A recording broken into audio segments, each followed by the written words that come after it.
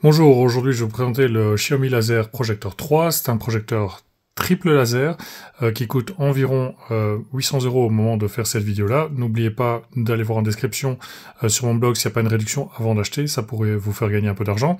Alors ce projecteur est un projecteur destiné au marché chinois. Pourquoi est-ce que je le teste? En fait parce que ça fonctionne très bien pour les autres marchés si vous utilisez une solution comme celle-ci.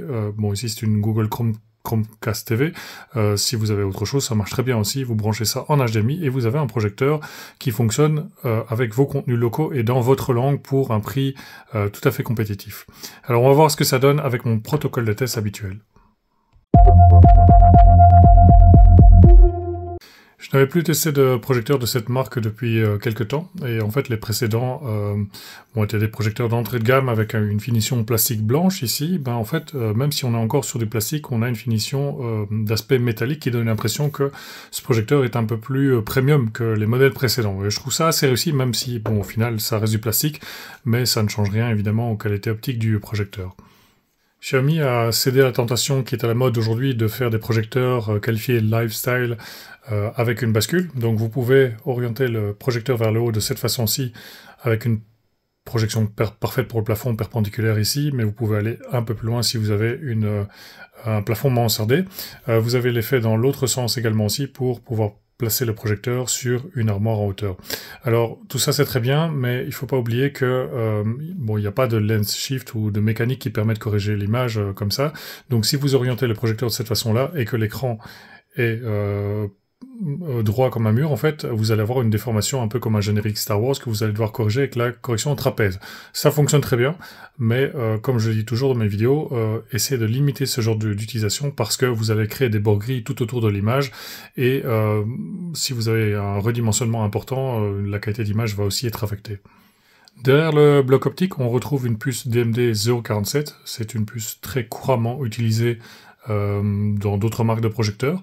Alors cette puce avait la particularité d'être assez faible au niveau du contraste natif. En fait ici vous allez voir que le résultat obtenu est vraiment pas mal du tout. L'autre particularité c'est la source de lumière qui est une source triple laser. Et donc ça veut dire quoi? Ça veut dire que le nombre de couleurs que vous allez pouvoir obtenir avec ce type de source de lumière va être beaucoup plus étendu. On reviendra plus loin dans la vidéo sur ce point-là spécifiquement, mais c'est surtout très important pour des formats comme le HDR qui permettront d'adresser un nombre de couleurs beaucoup plus important que les sources LED ou laser monolaser qui seront plus limitées en nombre de couleurs. Sur le côté, on retrouve de grandes grilles d'aération qui sont combinées avec une encore plus grande grille d'aération à l'arrière pour évacuer la chaleur et aussi pour diffuser le son sur les ouvertures. Au niveau de la connectivité, c'est le strict minimum avec une entrée jack pour un casque, enfin plutôt une sortie en fait, un USB, je suppose un 2.0 parce qu'il n'y a pas de changement de couleur, une sortie HDMI e-ARC et simplement le bouton d'allumage. Alors j'avais dû un peu chercher pour le bouton d'alimentation, en fait, enfin pas le bouton d'alimentation, le connecteur d'alimentation, il se trouve ici, juste en bas. Comme le plateau n'est pas pivotable, ici ça pose pas de problème, si vous l'insérez, vous posez le projecteur une fois et vous ne le bougez plus, donc l'alimentation ne gêne pas en fait le mouvement du projecteur. Sur le dessus, rien de spécial, il y a la marque, un peu de chinois ici que je n'ai pas traduit, c'est pas un bouton, ce sont juste des autocollants, donc a priori la surface est parfaitement lisse, mais comme vous pouvez le voir, enfin je sais pas si vous le verrez, mais les traces de doigts sont rapidement visibles quand vous commencez à mettre vos doigts un peu partout. En dessous, on retrouve le pas de vis standard, donc si vous avez un trépied ou un autre support utilisant ce type de vis, vous allez pouvoir utiliser ce projecteur-là. Maintenant, il est assez léger pour le mettre en position plafond, donc c'est pas comme le Ximi Horizon 20 Max qui était quand même assez lourd avec ses 5 kg, ici on parle de environ 3 kg. Je pense qu'avec un bon support en projection plafond, ça peut aussi fonctionner. La télécommande, elle n'a rien de particulier, elle est en plastique, plutôt même assez bas de gamme je trouve. Elle est alimentée par 2 piles AAA qui sont livrées avec le projecteur. En principe, cette télécommande, vous n'allez l'utiliser que pour le démarrage initial du projecteur, donc à savoir la configuration de base, le passage des paramètres en anglais, etc. Et après, vous allez devoir utiliser la télécommande de la solution HDMI que vous allez utiliser. Alors en soi, la télécommande n'a rien d'extraordinaire, donc elle a les touches classiques. N'oubliez pas que si vous appuyez sur Home vous allez retourner sur l'interface chinoise, donc pas beaucoup d'intérêt pour le faire. Par contre, ce bouton-ci, le troisième, avec les 3 lignes horizontales, est intéressant parce qu'il vous permet de régler l'image sans rentrer dans la partie chinoise. Donc si vous utilisez une solution externe, comme moi, ici avec la Chromecast TV, j'ai une interface Google TV sur le projecteur, et bien en appuyant sur cette touche-là, vous allez avoir une pop-up s'afficher sur la partie gauche de l'écran qui vous permettra de choisir le mode d'image et quelques paramètres. Je vous expliquerai comment utiliser ça au mieux pour avoir la meilleure qualité d'image, mais en dehors de cette touche-là, je pense que cette télécommande, vous n'en aurez plus besoin une fois que le projecteur aura été configuré. Comme je le disais en introduction, ce projecteur est prévu pour le marché chinois, et donc fatalement il est en chinois. Quand vous allez le démarrer, vous allez voir ça tout de suite. Alors je vous explique en fait comment passer la procédure de démarrage et ensuite faire passer les paramètres en anglais pour faciliter l'utilisation du projecteur. Le premier écran est assez facile, en fait, vous suivez simplement les instructions pour associer la télécommande au projecteur en appuyant sur les 2 boutons comme indiqué sur l'image, et ça va assez facilement.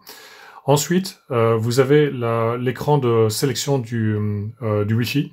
Donc là, vous passez sur la droite de l'écran en choisissant votre réseau Wi-Fi et ensuite en introduisant votre mot de passe, donc rien de compliqué. Vous suivez ici de nouveau les flèches indiquées sur mes captures d'écran. Ensuite, vous avez un écran d'acceptation des conditions générales. Il faut choisir le 3e bouton comme indiqué sur la flèche. Ensuite, vous avez un écran pour justement régler en fait la position de l'image par rapport à l'écran. Donc si vous ne devez rien changer, appuyez sur le bouton en haut à droite comme indiqué sur la photo. Et finalement, vous devez accepter vos changements donc en cliquant sur le bouton indiqué par la flèche. Après avoir fait ça, vous arrivez sur l'interface chinoise du projecteur. Pour changer les paramètres en anglais et vous faciliter la vie par la suite, cliquez vers le haut avec votre flèche jusqu'à ce que, avec votre télécommande, pardon, jusqu'à ce que vous voyez en fait les icônes que vous avez à l'écran maintenant. Choisissez ensuite la roue dentée. Vous allez voir donc un menu apparaître de nouveau en chinois avec des tas de possibilités. Choisissez la 4e possibilité, de nouveau la roue dentée. Et en choisissant cette possibilité-là, vous allez voir en fait que sur la droite, vous avez la possibilité de choisir anglais. Alors, une fois que vous avez choisi anglais, vous avez accès à tous ces menus de paramètres en anglais. Donc, si vous devez faire des adaptations, vous pouvez toujours le faire à ce moment-là. Sinon, si vous avez terminé, bien en fait, branchez votre source HDMI quelle qu'elle soit, passez en HDMI 1 parce qu'en fait, il n'y en a qu'un seul, et vous atterrirez dans l'interface de votre choix sans devoir repasser par la partie en chinois. Passons à la mesure de la luminosité. Alors pendant que je vous parle, je vais vous passer quelques images comparatives prises dans l'obscurité totale ou à la lumière du jour avec un écran blanc ou avec un écran gris, comme ça vous verrez visuellement ce que ça veut dire. À côté de ça, évidemment, j'ai fait des mesures. Le projecteur est en théorie capable de projeter, de générer une image de 1000 lumens. En réalité, on est un peu en dessous, comme d'habitude, mais en fait, les valeurs sont pas trop mauvaises. Hein. Donc en standard, j'ai obtenu 863 lumens, en Movie 704, en Vivid 691, et en Custom, sans utiliser le boost, 912. Donc là, on est vraiment assez proche de la réalité.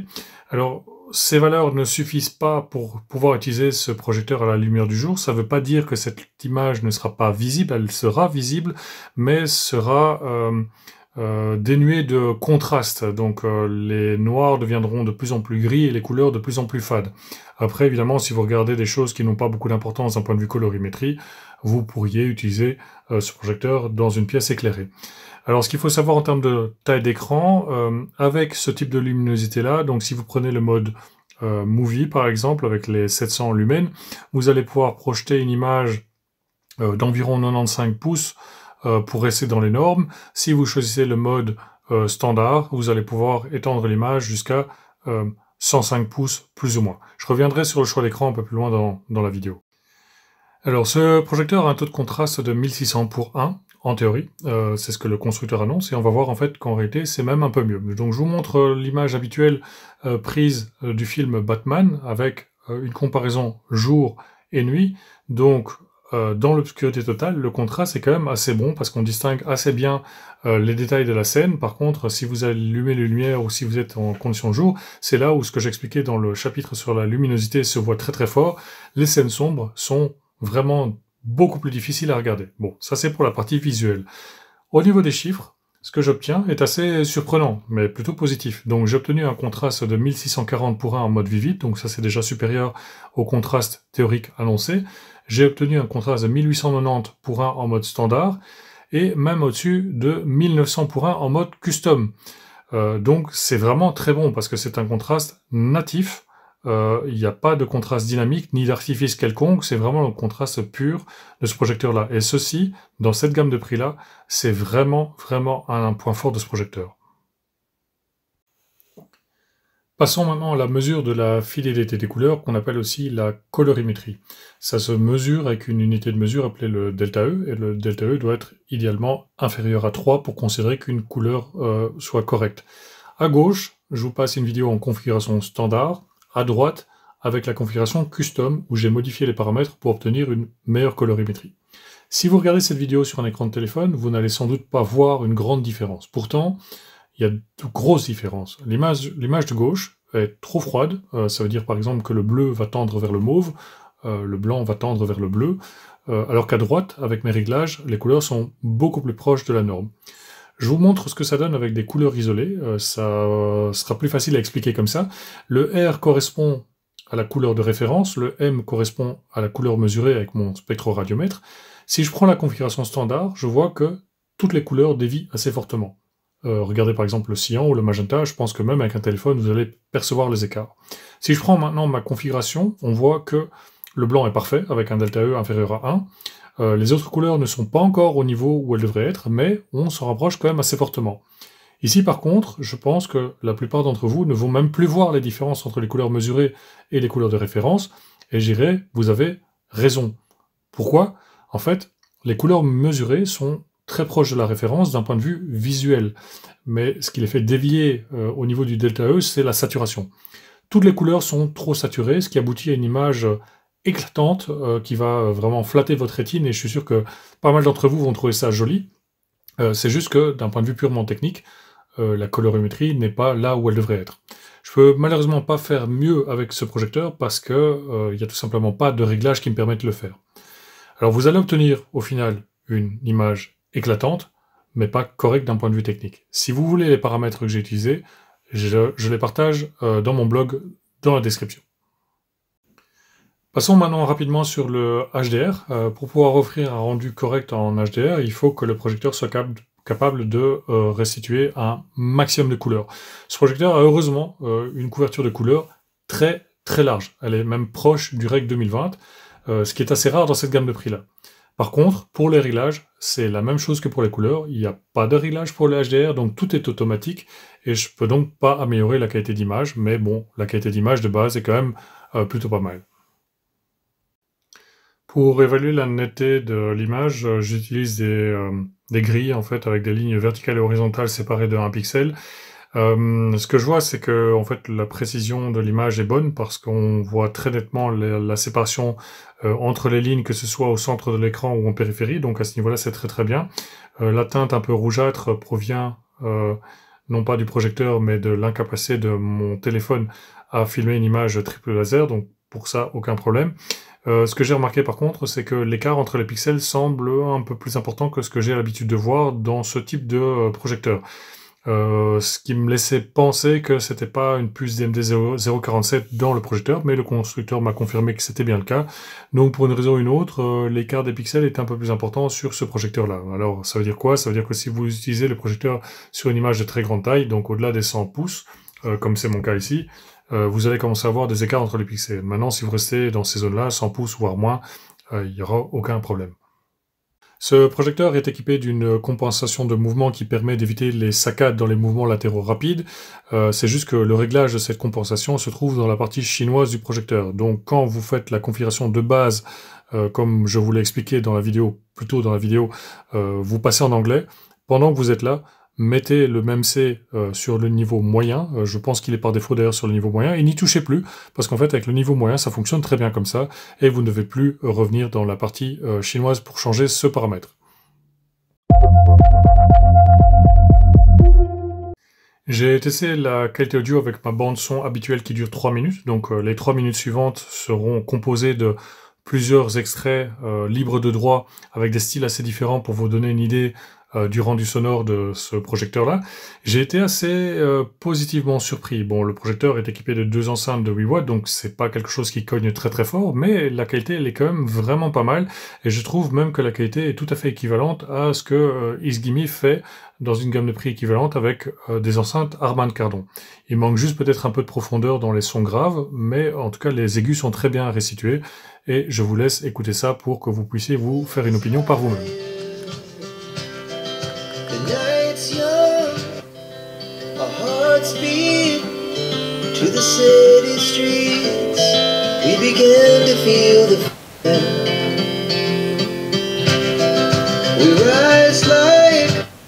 Tall buildings, as the chemicals that take us higher. The night's young, and it's just begun, as she puts her hand in mine. We wanna chase the night, wanna dance to the light, pull stars from the sky just two.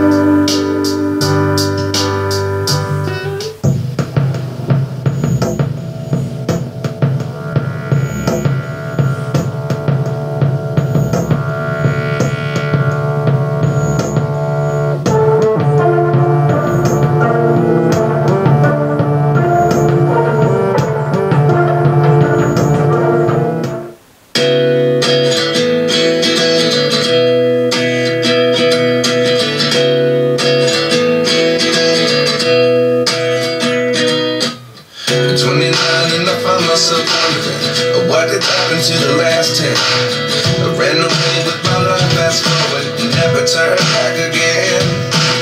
It's kind of funny that the more we pass time, the more we need to set the rewind. And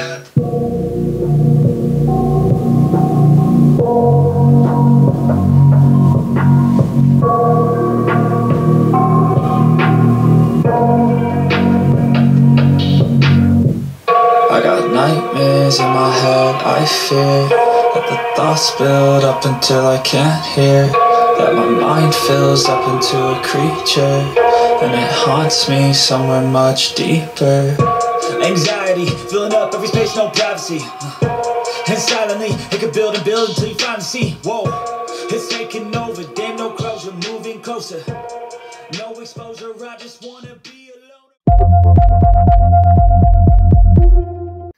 J'ai mesuré la consommation de ce projecteur avec le laser au maximum et j'ai obtenu une consommation d'un peu plus de 70 watts. Si par contre j'abaisse la luminosité au minimum, j'ai une consommation d'un peu moins de 40 watts. C'est vraiment très peu. Ça veut dire que le laser de ce projecteur-là est vraiment très efficace.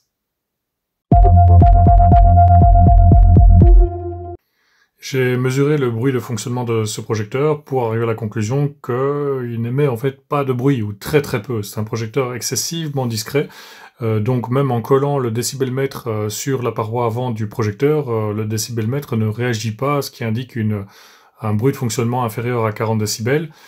Parfois, le projecteur se réveille légèrement en émettant un petit bourdonnement, mais ça reste globalement très très discret, donc ce projecteur-là, si vous cherchez un projecteur discret, vous avez ici un très bon candidat. Le Xiaomi Laser Projector 3 n'offre pas beaucoup de possibilités de réglage de façon globale. et bien que ce soit sans doute plus simple pour l'utilisateur, ça amène quand même quelques restrictions, comme pour, par exemple, les jeux vidéo. Il n'y a pas de mode jeu avec une latence réduite. J'ai pourtant parcouru tous les réglages dans la partie chinoise, je n'ai rien vu permettant de baisser la latence. J'ai mesuré une latence de 75 millisecondes, ça peut paraître peu, mais malheureusement, c'est trop pour espérer jouer à des jeux où le temps de réaction est important. Il faut donc idéalement être sous les 30 millisecondes pour obtenir une expérience fluide. Bon, je vous montre malgré tout ce que ça donne, ça prendra quelques minutes, donc si la partie gaming ne vous intéresse pas, passez tout simplement au chapitre suivant, je ne vous en voudrais pas.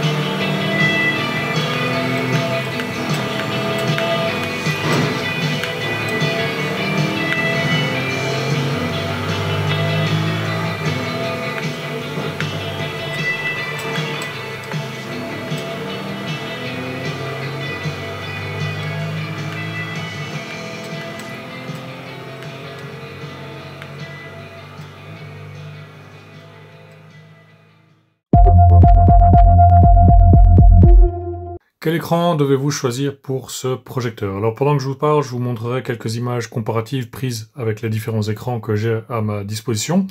Peut-être que la solution la plus simple, c'est que si vous avez un mur blanc parfaitement lisse, peut-être que ça suffira pour ce genre de projecteur-là, parce que pour un projecteur de 800 €, aller investir dans un écran de 500, ça me paraît un peu déraisonnable. Bon, maintenant, c'est votre argent, vous faites ce que vous voulez. Moi, je vais simplement vous indiquer les avantages et inconvénients. Alors, le choix le plus évident pour ce type de projecteur, en dehors de pas d'écran, c'est de prendre un écran blanc. Avec un écran blanc et le mode Movie, vous pouvez viser un écran de 95 pouces. Si vous prenez le mode standard, vous pouvez viser un écran de 105 pouces, qui est déjà très grand pour un projecteur de cette gamme de prix-là. Par contre, si vous voulez utiliser ce projecteur-là avec un peu de lumière ambiante, et quand je dis un peu de lumière ambiante, je mesure mes mots, vous allez devoir prendre un écran gris avec par exemple un gain de 0,6. Dans ce cas-là, vous allez devoir diminuer la taille d'image à plus ou moins 75 pouces. Alors ces valeurs sont théoriques et basées sur les standards entre guillemets cinéma. Si vous avez une tolérance plus élevée par rapport à une image sombre, vous pourrez viser un peu plus haut en termes de taille d'image. Moi je vous donne les valeurs entre guillemets du marché et quelques indications pour vous aider à faire le choix.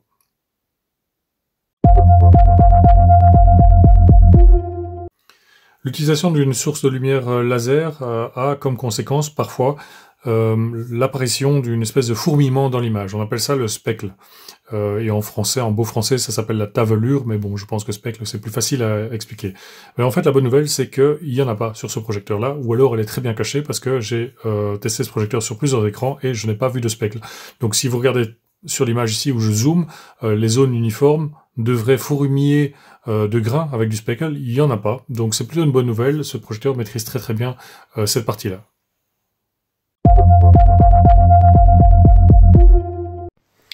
Avant de passer à la conclusion, juste une petite communication de service. J'ai souvent des codes promo pour les produits que je teste, donc je ne peux pas le savoir à l'avance, mais si vous êtes intéressé par ce projecteur-là, allez voir mon blog en description et vous pourriez profiter d'un code promo pour réduire le prix de quelques euros. Il y a aussi autre chose qui pourrait vous intéresser sur le blog, c'est que toutes les mesures détaillées s'y trouvent, mais aussi le paramétrage pour obtenir une meilleure qualité d'image. Donc là aussi, si vous avez déjà le projecteur, pensez à aller voir le blog pour récupérer les bons paramétrages. Maintenant, on passe à la conclusion. Ce projecteur m'a vraiment positivement surpris à plusieurs niveaux parce qu'on voit en fait de plus en plus de projecteurs triple laser inonder le marché, mais dans cette gamme de prix-là, c'est assez rare et quand ça arrive, la qualité d'image n'est pas toujours au rendez-vous. Alors pourquoi le triple laser c'est important? Le triple laser c'est une technologie qui permet d'atteindre plus de couleurs. À quoi ça sert d'avoir plus de couleurs? En fait, pour tous les formats plus modernes, j'ai envie de dire, comme le HDR, vous avez besoin de cet excédent de couleurs. Si vous n'avez pas ce surplus de couleurs, le HDR sera fade. Donc, ça veut dire que tous les films qui seront produits en HDR par la suite, ils seront tous fades. Ce n'est pas le cas avec ce genre de projecteur-là, et donc la combinaison du prix et du triple laser, c'est déjà un point fort de ce projecteur. Alors il y a deux autres critères sur lesquels ce projecteur explose un peu les compteurs par rapport à la plupart des concurrents. Il y a d'abord la luminosité, on parle d'ici d'une luminosité comprise entre 700 et 1000 lumens, ce qui n'est pas extraordinaire en soi, hein, mais il faut de nouveau se rappeler, c'est du triple laser à moins de 800 €. Et donc dans cette gamme de prix-là, vous n'avez pas trouvé beaucoup de projecteurs qui ont une luminosité aussi importante. L'autre point fort, c'est le contraste. Xiaomi avait annoncé 1600 pour 1, j'ai mesuré un contraste qui me monte jusqu'à 1900 pour 1. Avec un contraste pareil, c'est sans artifice, sans contraste dynamique, c'est vraiment du pur contraste natif. Vous allez pouvoir regarder des films et séries sombres sans trop perdre de détails. Avec de telles valeurs de contraste, il y a même des projecteurs à plus de 1000 €, 1500 € qui sont incapables de faire aussi bien. Donc là, on a vraiment dans le package prix, triple laser, luminosité et contraste, quelque chose qui tient vraiment bien la route. La qualité d'image dépend aussi de la colorimétrie. Et là, malheureusement, d'un point de vue purement technique, la colorimétrie n'est pas au niveau où elle devrait être, et l'absence de réglage fin ne permet pas de beaucoup améliorer la situation. Mais j'ai partagé quelques paramètres à utiliser dans mon blog en description, qui permettent quand même de vraiment bien améliorer la situation. Et donc, d'un point de vue technique, la colorimétrie n'est pas suffisante. Par contre, vous obtiendrez une image qui est éclatante, parce que la saturation est limite exagérée, et donc même si d'un point de vue technique la mesure montre que la couleur pourrait être plus exacte, l'image sera quand même assez flatteuse. Ce projecteur offre aussi une flexibilité de placement avec son système de bascule, donc vous pouvez envisager une projection plafond, ou si vous avez une armoire, vous pouvez le mettre en haut de l'armoire, ou même l'accrocher en mode plafond, parce que en fait le projecteur est suffisamment léger pour l'attacher avec un support de ce type-là. Si je dois regrouper et résumer les qualités et les faiblesses de ce projecteur, je commencerai par reciter ce que j'ai déjà dit, à savoir que le contraste est bon, la luminosité est bonne, la flexibilité de placement.